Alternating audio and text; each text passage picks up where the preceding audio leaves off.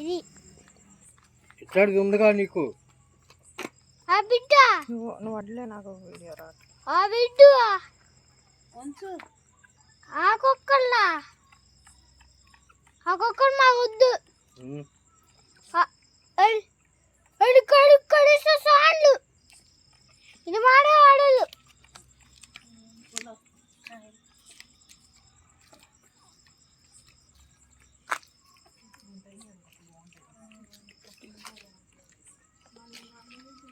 ఆ కుక్క బాగా